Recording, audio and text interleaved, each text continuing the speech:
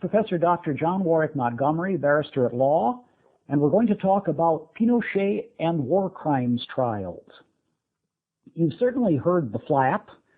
The former Chilean head of state, Auguste Pinochet, arrives in London for medical treatment.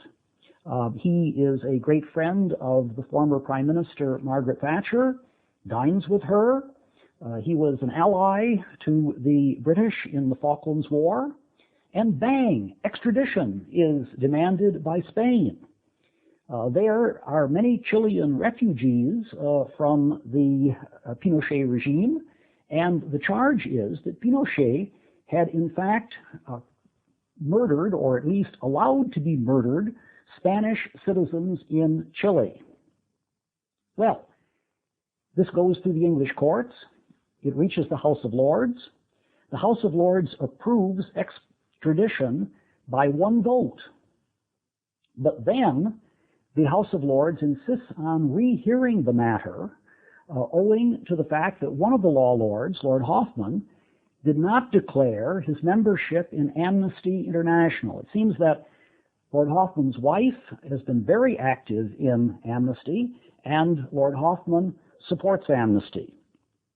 Amnesty had submitted an amicus brief and had done one of its many reports on human rights violations during the Pinochet regime. This is a very messy area. It's messy historically. As I'm sure you realize, Pinochet came in after the elimination of Allende.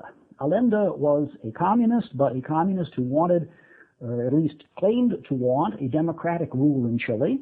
And he was removed, and instead Pinochet, who was very much to the right politically, took over.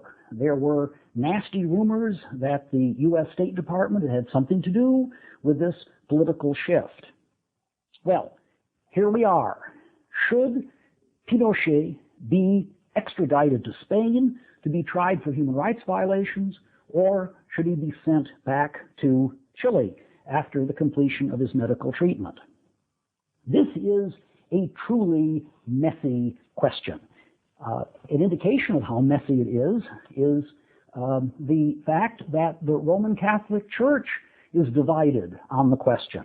In the February 20 issue of the Times, February 20, 1999, we are told the Roman Catholic Church was split yesterday after the Pope intervened to lobby against the extradition of General Augusto Pinochet, the former Chilean dictator. Catholics and human rights groups were astonished that the Pope should have apparently placed the Church behind efforts to have the general return to Chile. Spain is seeking his extradition from Britain on charges of genocide, murder, and torture. The move puts the Pope at odds with Cardinal Basil Hume, Archbishop of Westminster.